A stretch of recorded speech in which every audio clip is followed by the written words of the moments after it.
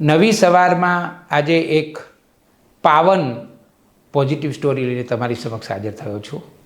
આજે નવી સવારના સ્ટુડિયોમાં ઉપસ્થિત છે શ્રી પ્રણવભાઈ ત્રિવેદી. પ્રણવભાઈ, તમારું સ્વાગત કરું છું. નમસ્કાર. પ્રણવભાઈ ત્રિવેદી હવે નિવૃત્ત થયા. વર્ષો સુધી તેમણે એક બેંકમાં ફરજ બજાવી. અત્યંત સંવેદનશીલ અને માનવીય ગુણો ધરાવતી વ્યક્તિ છે. એમના વિશે મેં પોઝિટિવ સ્ટોરી પણ લખી છે. આજે સ્ટુડિયોમાં આવ્યા છે એ કૈલાસ માનસરોવરની યાત્રાની વાતો કરવા અમે એમને બોલાવ્યા છે. કોઈ પણ હિન્દુ સનાતની વ્યક્તિ હોય તો એનું એક સપન હોય, એનો એક સંકલ્પ હોય કે કૈલાસ માનસરોવરની યાત્રા તો ચોક્કસ કરીશું. ચારધામની યાત્રાઓનું પણ મહત્ત્વ. ચારધામની યાત્રાઓ પાછી બે, એક ભારતના ચાર ખૂણે આવેલી અને એક ઉત્તરાખંડમાં આવેલી. બાબા અમરનાથની યાત્રા, વૈષ્ણોદેવીની યાત્રા અને આવી તો ઘણી બધી યાત્રાઓ. પણ આ બધી યાત્રાઓમાં સિરમોર યાત્રા કોઈ હોય તો એ છે કૈલાસ માનસરોવરની યાત્રા. તેઓ હમણાં જ પોતાના જીવનસાથી ભાવાક્ષી બહેન સાથે કૈલાસ માનસરોવરની યાત્રા કરીને આવ્યા છે. અમદાવાદથી 4મી ઓગસ્ટે નીકળ્યા હતા અને 17મી ઓગસ્ટે પાછા આવ્યા. આખું ગ્રુપ ગયું હતું. એટલે આજે આપણે તેમની કૈલાસ માનસરોવરની યાત્રા વિશે વાતો કરીશું. પ્રણવભાઈ, પહેલો સવાલ એ પૂછું કે કૈલાસ માનસરોવર યાત્રા કરવાનું કારણ શું, પ્રયોજન શું હતું? કૈલાસ યાત્રા ખબર નહીં, હિન્દુ ધર્મની જે આસ્થા, સૌથી વધુ આસ્થા છે એ આસ્થાનું કેન્દ્ર છે એટલે હોય કે પૂર્વજોની કોઈ ઈચ્છાઓ મારામાં રોપાઈ હોય, એવું પણ બની શકે. પણ બાળપણથી માનસરોવરના હંસો વિશેની વાતો અને કૈલાસ પર્વત વિશેની મિસ્ટીરિયસ એટલે કે કેટલીક એવી વાતો કે જેના પ્રત્યે હંમેશા એક આદર, સન્માન, કુતૂહલ અને આધ્યાત્મિકતા બધાનું મિશ્રણ મનમાં પ્રગટતું રહ્યું. એટલે ઈચ્છા એવી હતી કે જીવનમાં એક વખત કૈલાસની પરિક્રમા કરવી છે. અને માનસરોવર પણ એક એવું જ દિવ્ય સ્થળ છે, એવી એક માન્યતા, આપણા પૌરાણિક માન્યતા છે. એટલે કૈલાસ જઈએ તો માનસરોવર જવું જ જોઈએ, કારણ કે માનસરોવર વિશે એવું બધું ઘણું બધું કહેવાય છે કે એમના પેટાળમાં બ્રહ્માજીનો નિવાસ છે, એની સપાટી પર વિષ્ણુનો નિવાસ છે. તો એ દ્રષ્ટિએ પણ એક હિન્દુ ધર્મના અનુયાયી તરીકે, સનાતની તરીકે ઈચ્છા થાય કે આ બંને સ્થળે જવું જોઈએ. આયોજન કેવી રીતે કર્યું હતું? માનસરોવર અને કૈલાસ ભૌગોલિક રીતે તિબેટ પ્રદેશમાં આવેલા છે અને તિબેટ અત્યારે ચીન હસ્તક છે. એટલે ચીનનો વિઝા જોઈએ. હવે ચીનની સરકારી પોલિસી પ્રમાણે કોઈ વ્યક્તિગત વિઝા કૈલાસ માનસરોવરની યાત્રા માટે એ લોકો આપતા નથી. એટલે ગ્રુપ વિઝા, એ લોકો ગ્રુપ પરમિશન અથવા ગ્રુપ વિઝા જ આપતા હોય છે. એટલે એ રીતે અહીંના કોઈ ટ્રાવેલ્સ સાથે આપણે જોડાઈએ, ગ્રુપ બને અને એ ટ્રાવેલ્સ નેપાળના ટ્રાવેલ્સ સાથે જોડાય તો એ રસ્તે થોડું સરળતાથી જઈ શકાય. બે રીતે કૈલાસ માનસરોવરની યાત્રા હિન્દુસ્તાનમાંથી થઈ શકે છે. એક છે ઉત્તરાખંડમાંથી પિથોરાગઢથી લીપુલેખ, ધારચુલા એ રસ્તા ઉપર જઈ અને ટકલાકોટ નામની જગ્યા આવે, ત્યાં તિબેટની સરહદ શરૂ થાય. એ રસ્તે જે યાત્રા થાય છે એ સરકારની મંજૂરી સાથે, સરકારની દેખરેખ નીચે અને સરકારની આર્થિક સહાય સાથે થતી યાત્રા હોય છે. જ્યારે બીજી યાત્રા જે છે એ નેપાળના રસ્તે થતી હોય છે. કાઠમંડુથી એક ત્યાંનો નેશનલ હાઈવે છે જે તિબેટની જૂની રાજધાની લાસાથી કૈલાસ સુધી જતો હોય છે. એ સરસ મજાનો મોટર માર્ગ છે, બસ રસ્તો છે અને એ રસ્તે પણ જવાય છે. પણ એમાં કોઈ સરકારી આર્થિક સહાય નથી હોતી કે સરકાર તરફથી, આપણી સરકાર તરફથી કોઈ પ્રકારનું મેડિકલ ચેકઅપ કે એવું હોતું નથી. એકમાત્ર ચીની સરકારની પૂર્વ શરત એ છે કે 70 વર્ષની વય સુધી જ એ ગ્રુપ વિઝામાં સામેલ કરે છે. 70 પછી એ લોકો માનસરોવર કૈલાસની યાત્રા માટે પરમિશન આપતા નથી. અને બીજી સંખ્યાની મર્યાદા છે કે જે લીપુલેખ, ધારચુલા જે સરકાર આયોજન કરે છે ત્યાં વધુમાં વધુ 750 લોકો જઈ શકે છે. એટલે એક સિઝનમાં? એક સિઝનમાં 750 લોકો જઈ શકે છે. એમાં 4 વખત મેડિકલ ચેકઅપ થાય છે અને એમાં એના પેરામીટર્સ જે છે, ઓક્સીમીટર ઉપર ઓક્સિજન ચેક કરવામાં આવે છે, બ્લડ પ્રેશર ચેક કરવામાં આવે છે, હાર્ટબીટ્સ, લંગ્સની, ફેફસાની મજબૂતાઈ ચેક કરવામાં આવે છે. એ બધી પેરામીટરમાં ખરા ઉતરીએ એ પછી ડ્રો સિસ્ટમ પ્રમાણે એટલે મારે અને મારા ધર્મપત્નીને જવું હોય તો અમે એક ગ્રુપમાં કદાચ ન પણ આવી શકીએ. ડ્રો સિસ્ટમ પ્રમાણે એ ગ્રુપ એમાં હોય ને હું ગ્રુપ સીમાં હોઉં એવું પણ બની શકે. એવું બને? એવું બન્યું છે. તમારા કિસ્સામાં એવું બન્યું હતું? પણ અમે એટલા માટે એ રૂટ ન લીધો અને અમે નેપાળના રસ્તે જવાનું કર્યું. નેપાળના રસ્તે ચીની સરકાર એક સિઝનમાં એક વર્ષમાં 20,000થી વધુ લોકોને પરમિશન આપે છે, ભારતીય પાસપોર્ટ ધરાવનારા. વિદેશી એટલે કુલ 3 રસ્તાઓ થયા. ભારત સરકારની મદદથી જ્યાં જાય છે બધા પેલા દુર્ગમ જોખમી, હા, ભારત સરકારની એમાં છાપાઓમાં જાહેર ખબર આવતી હોય છે, એમાં ભારત સરકાર આર્થિક મદદ કરે છે. એક રૂટે હાજી, એમાં મારા ઘણા મિત્રો જઈ આવ્યા છે. હા. પછી આ તમે બીજા 2 રૂટ છે કે બીજો એક? બીજો જે કાઠમંડુથી જાય છે, એ જ નેપાળ વાળો. હા. હવે જેમાં તમે જઈને આવ્યા? હા, હું એ કાઠમંડુ વાળા રસ્તે જઈને. હવે તો બંને રસ્તાઓ પર કૈલાસ પર્વતનો જે બેઝ છે, તળેટી છે, જેને ત્યાં દારચેન નામનું એક ટાઉન છે, નાનકડું 5-7 હજારની વસ્તીવાળું. એ દારચેન સુધી બસ રસ્તો છે બંને માર્ગે.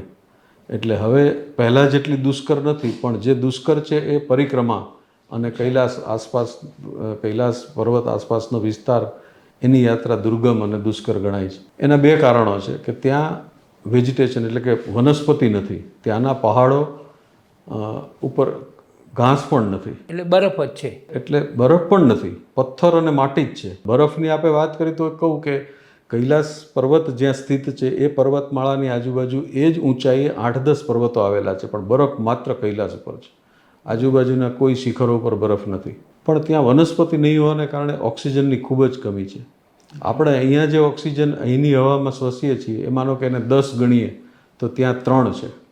એટલો ઓછો ઓક્સિજન ત્યાંના વાતાવરણમાં છે. અને એમાં ચડાઈ, ટ્રેકિંગ, ચાલવાનું, આ પદયાત્રા, આ બધું છે એટલે થોડું ઓક્સિજનની કમી અનુભવાય. એટલે હું તો એવું કહેતો હોઉં છું કે 4 પરિબળો આપણી તરફેણમાં હોય ને તો જ કૈલાસ યાત્રા થઈ શકે. એક, આપણી તંદુરસ્તી સારી હોય. બીજું, ઈશ્વરની કૃપા હોય, કારણ કે એ વગર આ શક્ય નથી બનતું. ત્રીજું, આર્થિક જોગવાઈ આપણી પાસે હોય, કારણ કે જે પિથોરાગઢથી ધારચુલાવાળો જે સરકાર સબસિડાઇઝ રસ્તો છે એ રસ્તે પણ 2.5 થી 3 લાખનો ખર્ચ થાય છે, અને આ રસ્તા પર 3.5 લાખ જેવો ખર્ચ થતો હોય છે એક વ્યક્તિનો. એટલે એ સુવિધા હોય તો એ આપણી તરફેણમાં ગણાય. અને ચોથું, વાતાવરણ, કારણ કે ત્યાં ગયા પછી, ત્યાં પહોંચ્યા પછી પણ જો બરફ વર્ષા હોય, વાવાઝોડું હોય, વરસાદ હોય, તોફાન હોય, તો ત્યાં ગયા છતાં પણ યાત્રા પૂરી ન થાય, દર્શન ન થાય એવું બને. આ બધી જ પરિબળો તરફેણમાં હોય તો જ આપણે ત્યાં સુધી પહોંચી શકીએ. બીજું, રમેશભાઈ, મને વિચાર એવો આવે છે કે વિશ્વભરમાં શિવ મંદિરો છે, જ્યારે કૈલાસમાં મંદિર જ નથી. એક શિખર છે, એક પર્વત છે, એને આપણે પવિત્ર માની અને એને મંદિર તરીકે સ્વીકાર્યું છે. ત્યાં ઘંટારવ નથી, આરતી નથી, પૂજા નથી, કશું જ નથી, અને છતાં લોકો શ્રદ્ધાપૂર્વક આટલી દુષ્કર યાત્રા ત્યાં કરે છે. યુગોથી ચાલે છે. એટલે એ એક બહુ મહત્ત્વની વાત છે કે, એટલે મને એવો આમ વિચાર આવ્યો હતો કે જે શિવ મંદિરો છે ને એ તો બધી શિવની કચેરીઓ છે, ભગવાન શિવની ઓફિસીસ છે એ બધી, ત્યાંથી એ સૃષ્ટિનું સંચાલન કરે છે. જ્યારે કૈલાસ છે તો શિવજીનું ઘર છે, ત્યાં એમનું નિવાસસ્થાન છે. એટલે આપણે કોઈને ઓફિસમાં મળીએ એ વ્યક્તિ જુદી હોય, પણ એના ઘરે જઈએ ત્યારે, અને એટલે જ અમારી બંનેની આ યાત્રા પહેલાં અને પછી પણ એ ભાવના રહી કે આપણે એમના ઘરે મહેમાન થઈને જઈએ છીએ એટલે એ જ આપણી કેર લેશે, એ જ આપણું સંભાળી લેશે. અને સંભાળી લીધું. મારે એ પૂછવું છે તમને કે તમે યાત્રા કરી તો નવી સવારના પ્રેક્ષકોને જણાવો કે કેવી રીતે કરી, કેટલું ચાલ્યા, ક્યાં રોકાયા, અને જે તમે પરિક્રમા કરી એનો સમય કેટલો થયો, એ વખતે ત્યાંનું વાતાવરણ કેવું હતું, એ બધી વાત કરો ને. કાઠમંડુવાળા રસ્તે જઈએ ત્યારે કાઠમંડુથી એક કેરુંગ, એટલે કે નેપાળ ચાઇના બોર્ડર ઉપર એક કેરુંગ નામનું સ્થળ છે. હવે અમારે જવાનું તો એના 15 દિવસ પહેલાં જ ભારે વરસાદ અને ભૂસ્ખલનને કારણે એ ધોવાઈ ગયું, એટલે 1 અઠવાડિયા માટે યાત્રા સ્થગિત થઈ. પછી નેપાળ અને ચાઇના સરકાર વચ્ચેની વાટાઘાટોના પરિણામે કોદરી નામનું એક બીજું સ્થળ તૈયાર કરવામાં આવ્યું, જ્યાંથી નેપાળથી ચીન પ્રદેશમાં પ્રવેશી શકાય. તો અમારે પછી એ નવા રૂટ ઉપર જવાનું થયું, કોદરી. હવે અમે પહોંચીએ એના આગલા દિવસે એ બોર્ડર ઉપર પણ એક રસ્તો તૂટ્યો, એટલે અમારે 4 કિલોમીટર નેપાળમાં ચાલવાનું, પછી પોતાનો સામાન ખભા ઉપર લઈ અને એ તૂટેલા રસ્તા ઉપર, કીચડવાળા રસ્તા ઉપર ચડી અને ક્યારેક 4 પગે ચાલીને પણ એ નીચે ઉતરવું પડે. પેલી બાજુ જઈએ ત્યાં સુધી બસમાં હતા ત્યાં સુધી બસ કે એ રસ્તો છે. કેટલી સીટવાળી બસ હતી એ સામાન્ય રીતે ત્યાં 25 સીટર બસ દોડતી હોય છે. અને એ સ્થાનિક ડ્રાઈવરો ચલાવે? એ નેપાળના સ્થાનિક ડ્રાઈવરો ચલાવે અને એ નેપાળની સરહદ સુધી જ હોય. પછી જેવા અમે ચીનની સરહદમાં પ્રવેશ્યા પછી ચીનની બસો હતી, એ પણ 25 સીટર હતી, પણ બસની કન્ડિશન પણ સારી, અહીંની આપણી લક્ઝરી બસ કહી શકાય એ ટાઈપની બસ. અને રસ્તાઓ પણ ચાઇના બોર્ડરમાં પ્રવેશ કર્યા પછીના રસ્તાઓ પણ ખૂબ સારા છે. એ રીતે ઇન્ફ્રાસ્ટ્રક્ચરની દ્રષ્ટિએ ચાઇનામાં ઘણી સુવિધા છે. ત્યાં એક ફ્રેન્ડશિપ બ્રિજ છે નેપાળ અને ચાઇના બોર્ડર ઉપર. ત્યાં એમની વિઝા કચેરી છે, ઇમિગ્રેશનનું કામ થાય છે, ત્યાં અમારો સામાન ચેક કરવામાં આવે, અમારા પાસપોર્ટ વિઝા વગેરે ચેક કરવામાં આવે. એ તમે ચીનના વિઝા લીધા હતા? હા, ગ્રુપ વિઝા મળતા હોય છે, એ ચીનના વિઝા લેવા પડે અને છે. તમારું 42નું ગ્રુપ હતું? અમારું 42નું ગ્રુપ હતું અને એમાંથી એક મેમ્બરને થોડા સમય પછી ચીનમાં પ્રવેશ કર્યા પછી એકદમ ઓક્સિજન ઓછો થયો અને એમને તાબડતોબ બેંગ્લોરના એ હતા, એમને પાછા એ બેનને પાછા મોકલવા પડ્યા. પણ એ સિવાય બાકીનું ગ્રુપ આગળ વધ્યું. એટલે આપણે જેમ જેમ તમે ઉપર જતા જાઓ એમ ઓક્સિજન ઓછો થતો જાય. હા, એટલે તમારી શરીરની કેપેસિટી હોવી જોઈએ. કેપેસિટી અને લંગ્સ. અમે લોકો ચારધામ ગયા 2011માં. જી. તો અમે કેદાર ગયા હતા તો ઓક્સિજનના અમે નાના નાના સિલિન્ડર જોડે રાખેલા. અહીંયા રાખ્યા હતા તમે જોડે? રાખવાના હોય છે? હા, એ રાખવાના હોય છે, ત્યાં ઉપલબ્ધ પણ છે. તળેટી સુધી કૈલાસ પર્વતની તળેટીમાં માનસરોવર પાસે એક સનાતન આશ્રમ આવેલો છે જે ત્યાંના શેરપાઓ ચલાવે છે, ત્યાં પણ એ ઉપલબ્ધ હોય છે. એનું વજન કંઈ હોતું નથી કારણ કે અંદર ગેસ ભરેલો હોય છે અને એનું મિકેનિઝમ એવું હોય છે કે એની કેપ એટલે કે એનું ઢાંકણ છે એ જ પછી ઓક્સિજન માસ્ક તરીકે ગોઠવી અને લઈ શકાય છે. એટલે એમ એકાદ વખત મારે પણ જરૂર પડી હતી, મેં પણ સાથે રાખ્યું છે. એનો અનુભવ પણ હું પછી પરિક્રમાની વાત કરીએ ત્યારે કહું. ચાઇના બોર્ડરમાં એન્ટર થયા પછી ન્યાલમ નામની એક ટાઉન આવ્યું જ્યાં અમારે રાત્રિ રોકાણ કરવાનું હતું. જતી વખતે 1-2 જગ્યાએ રાત્રિ રોકાણ યાત્રાના આયોજકો એટલે કરતા હોય છે કે એક્લેમેટાઇઝ થઈ શકાય, ત્યાંની પાતળી હવામાં આપણું શરીર ટેવાતું જાય. એટલે અમે ત્યાં એક રાત્રિ રોકાણ કર્યું. એ પછી સાગા નામનું એક ટાઉન આવે છે, ત્યાં અમે રાત્રિ રોકાણ કર્યું. ત્યાં પણ આ ઓક્સિજન સિલિન્ડર, પરિક્રમા માટેની ટ્રીક, બધા સાધનો ઘણા બધા ત્યાં પણ મળતા હોય છે. અને એ પછી અમે માનસરોવર પહોંચ્યા. માનસરોવરની પરિક્રમા ચાલીને કરી શકાતી નથી કારણ કે 20 થી 25 કિલોમીટર બહુ વિશાળ સરોવર છે. એટલે બસમાં જ કાચો રસ્તો છે પણ એ ત્યાંની બસમાં જ થઈ શકે છે. એકાદ જગ્યાએ સારી જગ્યાએ બસમાંથી બધા યાત્રિકોને ઉતરવાની મંજૂરી આપવામાં આવે. ચીન સર્વેલન્સની બાબતમાં ઘણું આગળ છે એટલે ડ્રોન એનું એક સતત સર્વેલન્સ માટે ફરતું જ હોય છે દરેક યાત્રિક બસો ઉપર. કારણ કે ત્યાં માનસરોવરમાં ડૂબકી મારીને નાહવાની મનાઈ છે. એના જે કોઈ તર્ક, એના જે કોઈ કારણો હોય, પણ ત્યાંની પોલિસી, ત્યાંની સરકારનો આ નિયમ છે. પણ અમે ત્યાં લોજિક શું હશે? કદાચ સ્વચ્છતા જળવાઈ રહે. સંસ્કૃતિ છે એમાં દાખલા તરીકે ગંગા નદી હોય જી, તો ડૂબકી એ તો એક બહુ મોટી વાત છે આપણામાં.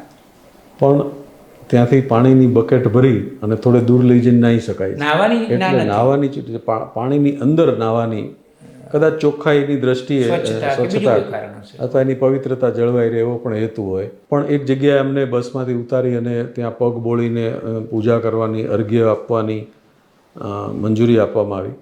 અને અમે જે 40 લોકો હતા, 42 લોકો, એ બધા સાથે ઉતર્યા. કોઈએ બકેટમાંથી સ્નાન કર્યું, કોઈએ ખાલી અંજલિ લીધી કારણ કે પાણી ઠંડુ પણ હતું. પણ એ જગ્યાના વાઇબ્રેશન્સ અલગ જ હોય છે. અને ત્યાંથી જો આકાશ વાતાવરણ ચોખ્ખું હોય તો કૈલાસ પર્વતના દર્શન માનસરોવરના કાંઠેથી જ થાય છે. આમ તો 27 કિલોમીટર જેવું અંતર છે બંને વચ્ચે. માનસરોવર અને કૈલાસ વચ્ચે 27 કિલોમીટર જેવું અંતર છે. અને કૈલાસ તો જવાતું નથી, જઈ શકાતું નથી, એ પર્વત છે ત્યાં. એની તળેટીમાં જઈ શકાય, એની પરિક્રમા કરી શકાય. હા, એટલે તળેટીનું જે દાર્ચેન નામનું ટાઉન છે એ 27 કિલોમીટર દૂર છે માનસરોવર. પછી ત્યાં ગયા હતા તમે? હા, દાર્ચેન અમે એક રાત રોકાયા. એક રાત રોકાયા. માનસરોવરના કાંઠે એક રાત રોકાયા, પછી દાર્ચેન ગયા બીજે દિવસે. દાર્ચેન પહોંચ્યા પછી ત્યાં રાત રોકાયા અને ત્યાં લગભગ 15,000 ફૂટની હાઇટ ઉપર અમે હતા.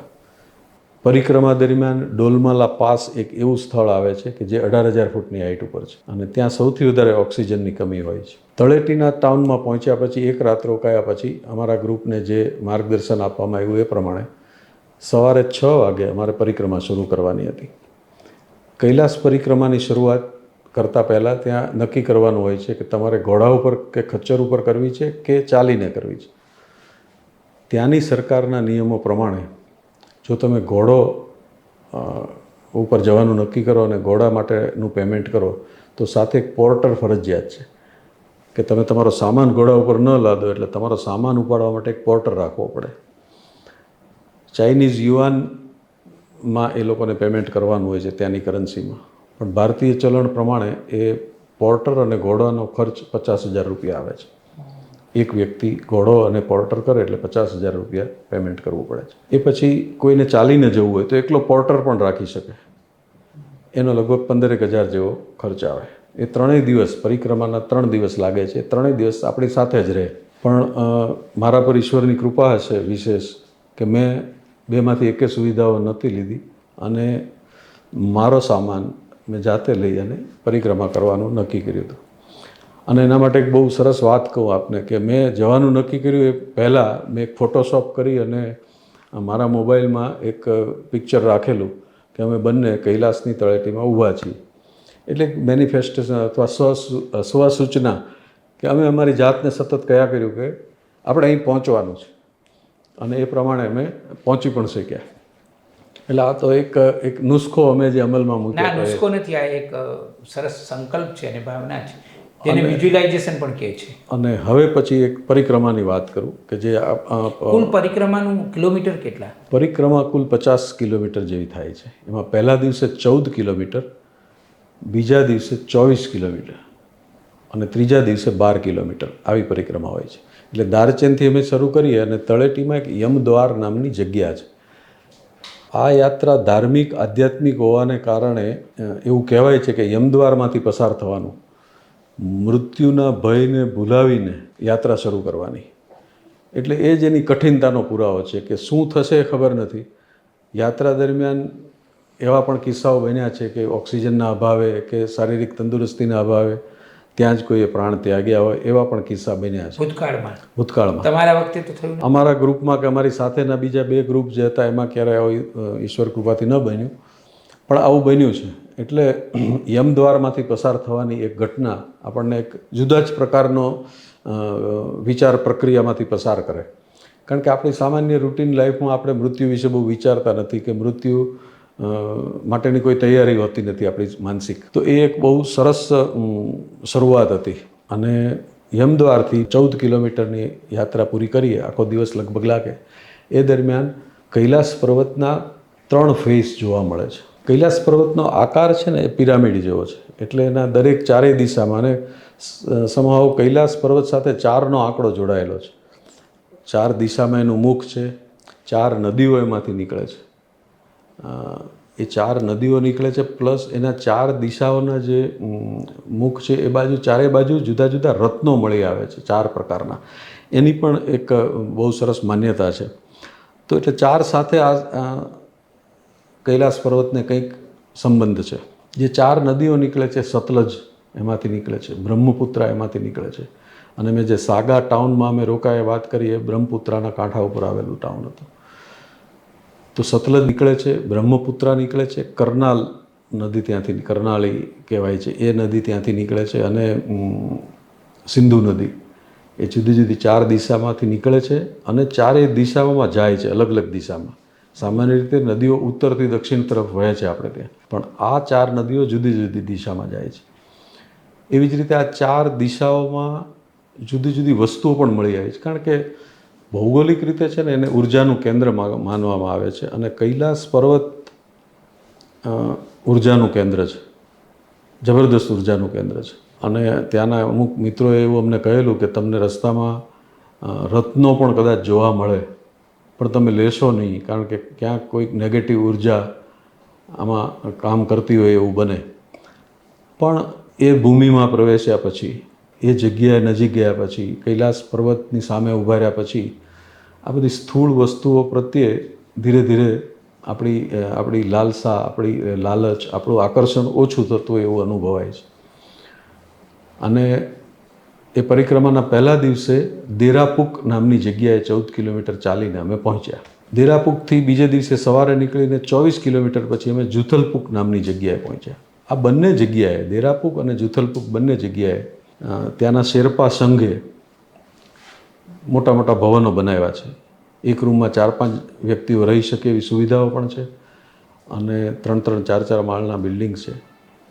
એટલે એટ એ ટાઈમ 400 માણસો ત્યાં રહી શકે એવી સુવિધા છે. પણ દુઃખની વાત એ છે કે ચીન સરકારની શું નીતિઓ એ તો એ જાણે, પણ જેટલું ચીન સરકાર સર્વેલન્સમાં જાગૃત છે એટલી સેનિટેશનમાં જાગૃત નથી. સીસીટીવી આખી પરિક્રમાના રૂટ ઉપર અમને જોવા મળ્યા, પણ ટોયલેટ બાથ એક પણ જગ્યાએ નહીં. હવે જે બિલ્ડિંગમાં 400 માણસો રહેતા હોય એ બિલ્ડિંગમાં આ સુવિધા, પ્રાથમિક સુવિધા ન હોય તો એક કારણ કે, અને આ તો સ્વાભાવિક છે કે એ કુદરતી આવેગો છે શરીરના, એટલે લોકો પછી ખુલ્લામાં જવા માટે જ મજબૂર બને છે. એટલે ગંદકીનું સામ્રાજ્ય પણ થોડું વધે. હવે સામે સાક્ષાત શિવનું ઘર હોય અને આજુબાજુ આવું વાતાવરણ, એ થોડુંક આપણને એક આસ્થાળુ વ્યક્તિ તરીકે પીડા આપે. પણ આશા રાખીએ કે ભવિષ્યમાં ચીન સરકાર આ બાબતે પણ કંઈક કરશે, એટલે સર્વેલન્સ માત્ર નહીં પણ સેનિટેશન ઉપર પણ ધ્યાન આપશે. તો આ દેરાપુકથી બીજે દિવસે નીકળ્યા પછી જુથલપુક પહોંચી, એ દરમિયાન ડોલમાલા પાસ આવે છે. ડોલમાલા પાસ 18,000 ફૂટની ઊંચાઈએ છે. અને એ ડોલમા એ ત્યાંની બૌદ્ધ સંપ્રદાયની એક દેવીનું નામ છે. અને ત્યાં એવો એક પર્વત ઉપર એક એવો આકાર પણ બન્યો છે બરફની ગ્લેશિયરને કારણે, કે જેને એ લોકો ડોલમા ગોડેસ તરીકે ગણે છે. અને બૌદ્ધ ધર્મમાં ધજા પતાકાનું ખૂબ જ છે, એટલે બધી જ જગ્યાએ રંગીન ધજાઓ, પતાકાઓના તોરણો ખૂબ જોવા મળે છે. કારણ કે બૌદ્ધ ધર્મ અને કૈલાસ પર્વત છે એ માત્ર હિન્દુ ધર્મનું આસ્થાનું કેન્દ્ર છે એવું નથી. બૌદ્ધ માટે પણ એ એક અનન્ય યાત્રા ગણાય છે. એટલે ઘણા બધા બૌદ્ધિસ્ટ લોકો પણ અમારી સાથે યાત્રામાં હતા. જૈન ધર્મના તીર્થંકર ઋષભદેવનું એ નિર્વાણ સ્થળ ગણાય છે. એટલે ત્યાં અષ્ટપાદ તરીકે જૈન તીર્થ પણ આવેલું છે, એટલે જૈનો પણ કરે છે. અને બોન એટલે કે તિબેટ જ્યારે આદિવાસી અવસ્થામાં હતું ત્યારે જ્યાં બોન ધર્મ હતો, એ બોન ધર્મના લોકો પણ ત્યાં આવે છે અને પ્રદક્ષિણા કરે છે. પણ હિન્દુ, બૌદ્ધિસ્ટ અને જૈન લોકો ક્લોકવાઇઝ પ્રદક્ષિણા કરે છે, જ્યારે બોન ધર્મના લોકો એન્ટી ક્લોકવાઇઝ કરે છે. એટલે એ લોકો સામા મળે જ્યારે આપણે પ્રદક્ષિણામાં જતા હોય ત્યારે.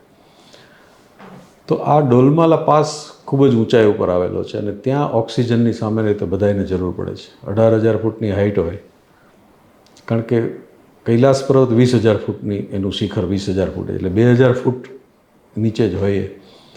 પાતળી હવા હોય, વનસ્પતિ ન હોય, એટલે લગભગ દરેક માણસને ઓક્સિજનની જરૂર પડે. અને ત્યાંના સ્થાનિકો, જાણકારો એવું કહેતા કે ડોલમાલા પાસની જે હાઇટ છે એ હાઇટ ઉપર 5-7 મિનિટથી વધારે રોકાશો નહીં, કારણ કે એ પછી તમને તરત જ ઓક્સિજનની ગેરહાજરીને કારણે શારીરિક ફેરફારો અનુભવાય, કોઈ બેભાન થઈ શકે કે સિવિયર હેડેક થઈ શકે, ઘણું બધું થઈ શકે.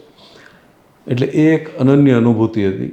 અને એ પરિક્રમા દરમિયાન મને એક વખત એવો અનુભવ થયો કે હું મારી વોકિંગ સ્ટિક સાથે રાખીને એના ઉપર માથું ટેકવી અને ડીપ બ્રિધિંગ કરી રહ્યો હતો, કારણ કે દર 5 ડગલે બેસીને આરામ કરવો પડતો હતો. એ દરમિયાન મને એવું લાગ્યું કે ધીરે ધીરે અનકોન્શિયસ થઈ રહ્યો છું. કોઈકે મને સપોર્ટ આપીને બેસાડ્યું એવું લાગ્યું. મેં આજુબાજુ જોયું, કોઈ હતું નહીં. એટલે એ પણ મારા માટે બહુ અનન્ય અને અવિસ્મરણીય અનુભૂતિ હતી કે કોઈક મને બચાવે છે. પણ એ તરત જ ઓક્સિજન સિલિન્ડર કાઢી અને એની કેપ લઈને ઓક્સિજનના લેવાથી રાહત થઈ. અને ત્યારે મારી 60 વર્ષની જિંદગીમાં પહેલીવાર પ્રાણવાયુનું મહત્ત્વ સમજાયું. કે આપણે થિયરિકલી બધું બહુ જાણીએ છીએ કે પ્રાણવાયુ શું છે, કેટલી જરૂર છે એની. આપણે અહીં આપણને સરળતાથી ઉપલબ્ધ છે એટલે આપણને એની કિંમત નથી. પણ ત્યાં એક પળ માટે સમજાયું કે પ્રાણવાયુ એ ખરેખર શું આપણા શરીર માટે જરૂરી છે. ત્યાંથી પછી ઉતરાણ શરૂ થાય છે. જે લોકો ઘોડા ઉપર ગયા હોય એમને ઘોડા ઉપરથી ઉતારી મૂકવામાં આવે છે, કારણ કે ઘોડો ઉતરતી વખતે સવારી સાથે ન ઉતરી શકે, એમાં દુર્ઘટનાનો ભય રહે. એટલે જે લોકો ઘોડા ઉપર ગયા છે એમણે પણ 7 કિલોમીટર તો પછી ઉતરાણ કરવું જ પડે ચાલીને. જુથલપુક પછી ત્રીજો દિવસ પરિક્રમાનો, એના 12 કિલોમીટર હતા. એ બહુ સરળ અને આપણે ત્યાં સામાન્ય રીતે ગાડા રસ્તો હોય છે એ ટાઈપનું સીધું જ ચાલવાનું હતું. અને એ દિવસે પરિક્રમા અમે ત્રીજા દિવસે 50 કિલોમીટર પછી પૂરી કરી. કૈલાસ યાત્રા આજે પૂર્ણ થઈ.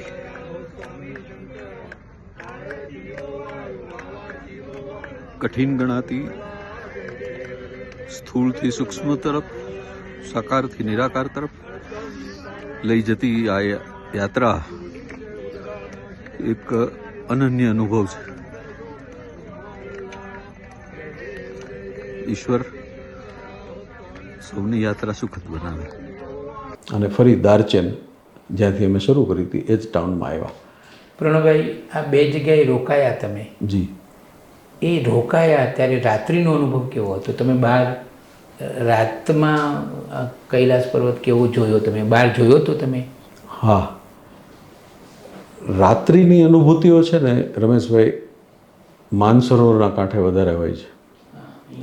કૈલાસ પર્વતમાં તો ગાઢ અંધકાર હોય છે. હા, કૈલાસ પર્વત રહેવાની ઉપર સગવડમાં એ લોકો શું આપે છે? રહેવાની સગવડમાં ગાદલું, બેડ, ગોદડું? હા, ઓઢવા પાથરવાનું બધી જ વ્યવસ્થા હોય છે. બેડિંગ સારું હોય છે, પલંગ હોય છે. ક્યાંક કોઈક રૂમમાં રૂમ હીટર પણ હોય છે. બધામાં હોય છે એવું નથી. અને ત્યારે તાપમાન કેટલું હોય છે ત્યાં?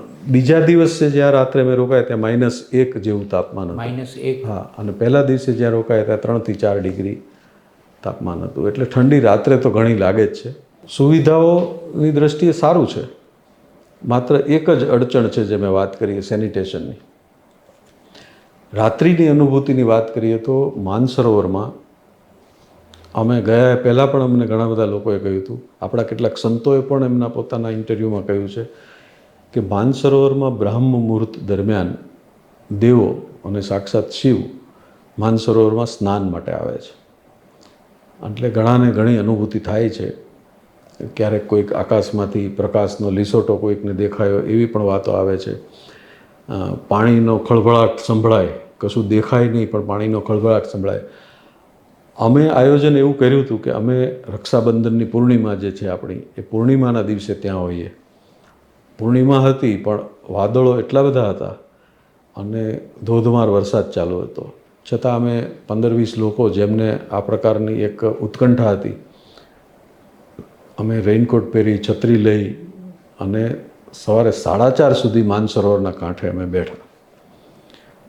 પણ વરસાદ ખૂબ હતો, વાદળો ખૂબ હતા, એટલે અમને એવું પ્રત્યક્ષ કોઈ જોવા ન મળ્યું કે જેનાથી આપણી એક ઉત્કંઠા સંતોષાય.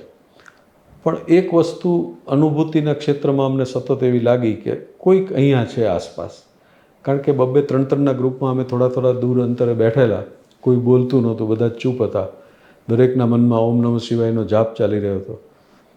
એટલે અને ત્યાં પાણી સિવાય કોઈ અવાજ નહોતો. વરસાદ પડતો હતો એટલે એના છાંટા પડવાનો અવાજ હતો. પણ એ બધા વાતાવરણમાં પણ કોઈક આપણી આસપાસ હરીફરી રહ્યું છે એવી અનુભૂતિ તો થાય. એ અનુભૂતિ જ્યારે પણ અત્યારે યાદ આવે છે ત્યારે પણ રૂવાડા ઊભા થઈ જાય છે. એવી સરસ અનુભૂતિ કે આપણે એવા પ્રદેશમાં છીએ કે જ્યાં સંપૂર્ણ સુરક્ષિત પણ છીએ અને બ્લેસ્ડ એટલે કૃપાપાત્ર પણ છીએ. અને આ જે લોકો પરિક્રમા કરતા હોય એ પરિક્રમા દરમિયાન કંઈ બીજી કોઈ પ્રવૃત્તિ કરતા હોય, દાખલા તરીકે જાપ જપતા હોય, કે એ પરિક્રમાવાસીઓ સાથે મળીને જ્યારે પરિક્રમા કરતા હોય છે ત્યારે એમની બીજી કઈ પ્રવૃત્તિઓ હોય છે? કોઈ પરિક્રમા કરનાર વ્યક્તિઓ સાથે રહી શકતી નથી, કારણ કે સ્વાભાવિક છે થોડા આગળ પાછળ થઈ જાય, અને સાથે રહેવું એવું જરૂરી પણ નહોતું, કારણ કે આ તો આપણી એકાંતિક યાત્રા જ છે. અને આ યાત્રા તો બહારની ચાલતી હોય, સાથે સાથે અંદર પણ આપણી એક યાત્રા ચાલતી જ રહેતી હોય છે. અને સામાન્ય રીતે સૌ ઓમ નમઃ શિવાયના જાપ કરતા રહેતા હોય છે. અમારા ગ્રુપમાં પોર્ટર પણ રાખ્યા વગર ચાલીને જનાર અમે 2 જ વ્યક્તિઓ હતા. મારી સાથે સુલપાણેશ્વરની જાળીમાં નર્મદા પરિક્રમાના માર્ગ પર એમનો આશ્રમ છે એવા એક રામદાસ મહારાજ મારી સાથે હતા. અમે બંને પોર્ટર કે ઘોડો કર્યા વગર અમે અમારો સામાન અમે સાથે લઈને ચાલ્યા હતા. એટલે મારા માટે સાથે ચાલનાર વ્યક્તિ પણ જ્ઞાની હતી, અનુભવી હતી, નર્મદા પરિક્રમાના વાઇબ્રેશન્સ પોતાની સાથે લઈને આવેલી વ્યક્તિ હતી. એટલે એ પણ એક મારા મનોબળમાં વધારો થાય એવું પરિબળ હતું. પણ મેં જોયું કે બૌદ્ધ અનુયાયીઓ છે ને એમાંના ઘણા લોકો સાષ્ટાંગ કરતાં પણ પ્રદક્ષિણા કરતા હોય છે. એનો વિડીયો પણ છે. તો એ સાષ્ટાંગ કરતા જાય, ઊભા થાય, હાથ જોડે, પાછા સાષ્ટાંગ કરે, એવી રીતે આ 50 કિલોમીટરની દુર્ગમ પરિક્રમા બૌદ્ધ અનુયાયીઓને મેં કરતા જોયા છે. હિન્દુ ધર્મના અનુયાયીઓ મોટે ભાગે શિવ નામ જપ સાથે જ કરતા હોય છે. ઓમ નમઃ શિવાયનો જ જપ ચાલતો અથવા બીજા કોઈ પણ ઈષ્ટદેવના જપ ચાલતા હોય. એ સિવાય અંદર અંદર વાતો કરવાથી તો ઉર્જા વેડફાય, એટલે જ્યાં ઉર્જાની બહુ જરૂર છે એવા ક્ષેત્રમાં મૌન એ કે બોલીએ તો ઓક્સિજન બોલીએ તો વપરાય, શ્વાસ ચડે, એ બધી પ્રક્રિયા થાય. એના કરતાં ન બોલીને, અને આગલા દિવસે અમને તો કેટલાક જાણકારોએ અમને એવું પણ માર્ગદર્શન આપેલું કે તમારે મંત્રોચ્ચાર કરો તો પણ હોઠ ફફડાવવાના નહીં, તમારી અંદર જ મંત્રોચ્ચાર ચાલતા હોય, જેથી તમારા હોઠ સુકાય નહીં અથવા વારે વારે તમારે પાણીની જરૂર ન પડે. એટલે પરિક્રમા દરમિયાન તો માણસો આંતરયાત્રા પણ માણતા રહેતા હોય. પ્રણવભાઈ, પરિક્રમા કરતાં કરતાં કોઈને અચાનક કંઈ ઇમરજન્સી આવી જાય, કોઈ બીમાર પડી જાય કે કંઈક શ્વાસ ચડી જાય કે બેભાન થઈ જાય તો? પરિક્રમાના માર્ગ ઉપર વચ્ચેના 12 કિલોમીટર એક એવા છે કે જ્યાં કોઈ વાહન જઈ શકે એવો રસ્તો નથી. બાકી મોટરેબલ રોડ બનાવ્યો છે એ લોકોએ આવી ઇમરજન્સી માટે, અને સ્ટેશન વેગન ટાઈપની એ લોકોના વાહનો ત્યાંની સત્તા સરકારના જ ત્યાં ફરતા રહેતા હોય છે. પણ ડૉક્ટરો હોય એમાં ડૉક્ટરો પણ હોય છે, તળેટી પરમાં હોય કે તળેટી પણ હોય છે, એરલિફ્ટની પણ સુવિધા છે. એ લોકો, મને એવું લાગે છે કે સર્વેલન્સનો ઉપયોગ એ લોકો આ રીતે પણ કરતા હશે કે નજર રહે કોઈને, કોઈની તબિયતમાં કોઈ ખરાબી થાય, કોઈ પડી જવાથી. મારી સાથેના એક ભાઈ ઘોડા ઉપરથી પડી ગયા અને એમને રિબ્સ પાંસળીમાં ફ્રેક્ચર પણ થયું. એમણે પરિક્રમા તો પૂરી કરી જ, એ ઔરંગાબાદના હતા. અને તો એટલે આવું થતું હોય છે. પણ ડૉક્ટર્સ પણ હોય છે અને સ્થાનિક તંત્રના માણસો પણ ત્યાં એવી રીતે નજર રાખતા રહેતા હોય છે. બહુ એક્સ્ટ્રીમ ઇમરજન્સીના કેસમાં મદદ પહોંચી જતી હોય છે એવું માનું છું. જમવાનું શું? સામાન્ય રીતે આ જે લોકો ગ્રુપ જતા હોય પોતાનું થોડું રસોડું સાથે લઈને ચાલતા હોય છે, એટલે દાલ ચાવલ બનાવી શકે. પણ પરિક્રમા તો વહેલી સવારે નીકળી જવાનું હોય, એટલે સાથે એક ફ્રૂટ આપે, સફરજન કે એવું, એકાદ ફ્રૂટી કે એ ટાઈપનું કોઈ ORSનું લિક્વિડ કે એવું આપે, બિસ્કિટ, ગ્લુકોઝ બિસ્કિટ કે એવું સાથે આપે. એ સિવાય કશું જ લીધા વગર. અને મારા સદનસીબ કે મેં 3 દિવસ કશું જ ખાધા વગર અને માત્ર લિક્વિડ ઉપર પરિક્રમા પૂર્ણ કરી છે. કેટલું સારું કહેવાય. તો આટલું બધું ચાલો તો એનર્જી વપરાય તો જમવાનું ના જોઈએ આકાશમાંથી? એ એનર્જીનું જ ક્ષેત્ર છે, ઉર્જાનું જે આખું બ્રહ્માંડની ઉર્જાનું કેન્દ્ર ગણાતું હોય તો પછી આપણા માટે એટલી ઉર્જા તો ફાળવે ને. બહુ સરસ પ્રણવભાઈ, એવું થાય કે સાંભળ્યા જ કરીએ. હવે થોડીક વાત કરીએ આધ્યાત્મિકતાની. જી. તમે આવ્યા પછી એક સુંદર કવિતા પણ લખી, અને સ્વાભાવિક છે કે આ જે યાત્રાઓ હોય છે એ ખરેખર તો અંદર જવાની યાત્રા જ હોય છે. તો એ તમારી અંદરની અનુભૂતિની વાત તો તમે બધી તો નહીં જ કરી શકો, પણ જેટલી કરી શકો એટલી અમને અમારી સાથે કરો. સાચી વાત છે. બધી અનુભૂતિ શબ્દમાં ઢાળી શકાય એવી હોતી નથી, અને એ સાવ પોતીકી હોય છે કે જે આપણી સાથે, આપણા ચિત્ત સાથે જડાઈ જાય. જે શ્રદ્ધાના બળે યાત્રીઓ, આપણે ત્યાં શબ્દ, આપ તો ભાષાના નિષ્ણાત છો, પ્રવાસ, યાત્રા, આ બધા શબ્દો અલગ છે. પ્રવાસમાં અનુકૂળતા વધારે હોય, યાત્રામાં પ્રતિકૂળતા વધારે હોય, પણ પરિતોષ પણ એટલો જ વધારે હોય. પ્રવાસમાં આનંદ હોય, યાત્રામાં સંતોષ હોય.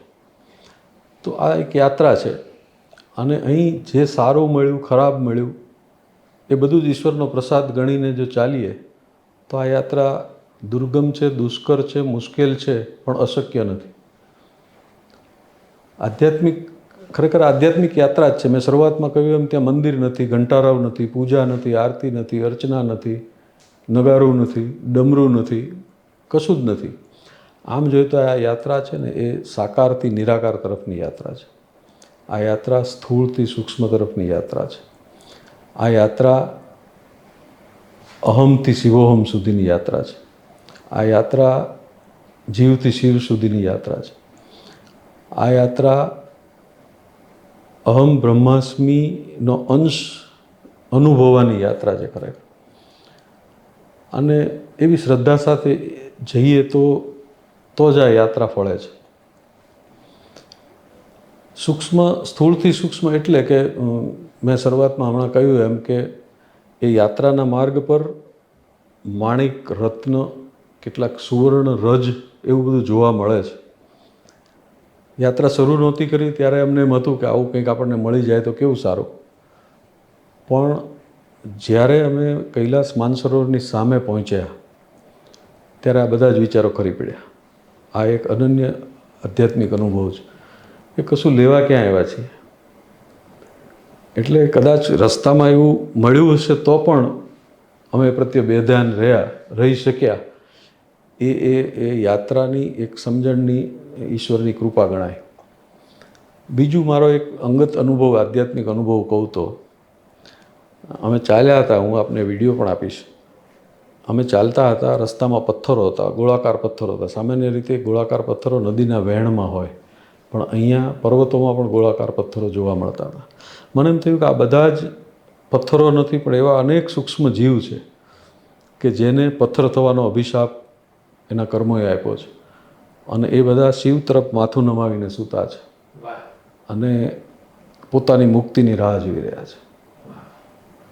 એટલે આ પ્રકારના વિચારો, આ પ્રકારનું મંથન એ જ આ યાત્રાની ફલશ્રુતિ છે, અને એ જ આ યાત્રાનો સાચો અર્ક, સાચો પ્રસાદ છે કે આપણી સમજણ બદલાય, લોકો પ્રત્યેના આપણા વિચારો બદલાય. મને તો ત્યાંના એક મિત્રએ, રમેશભાઈ, એવું કહ્યું કે આપણે સામાન્ય રીતે 50-60 પછી આ યાત્રા કરતા હોય છે. ખરેખર 24-25 ન હોય ને, એ લોકોએ યાત્રા કરવી જોઈએ. આ યાત્રામાંથી શીખ્યા પછી એ લોકો સારા મેનેજર બની શકે, સારા લીડર બની શકે, સારા મા બાપ બની શકે.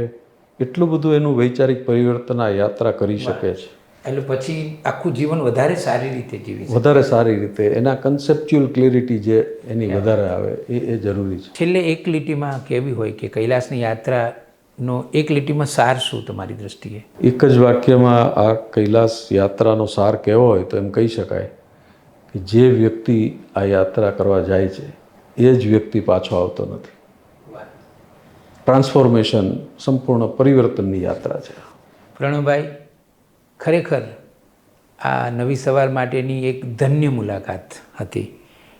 તમને જ્યારે અમે સાંભળતા હતા ત્યારે અમે પણ તમારી સાથે સાથે કૈલાસ યાત્રા કરતા હતા. નવી સવારના જે પ્રેક્ષકોએ આ સંવાદ સાંભળ્યો હોય, મુલાકાત સાંભળી હોય, અને એમને મન થાય કે અમારે બી કૈલાસ જવું છે, તો અમે એ બધાને શુભકામનાઓ આપીએ છીએ કે તમે ચોક્કસ કૈલાસ માનસરોવરની યાત્રા કરજો. પ્રણવભાઈ નવી સવારના સ્ટુડિયોમાં આવ્યા, અને નવી સવારના આ સ્ટુડિયોમાં તમે થોડું કૈલાસ માનસરોવર ઉમેરી આપ્યું, એ માટે તમારો આભાર માનું છું. ઓમ નમઃ શિવાય. ઓમ નમઃ શિવાય.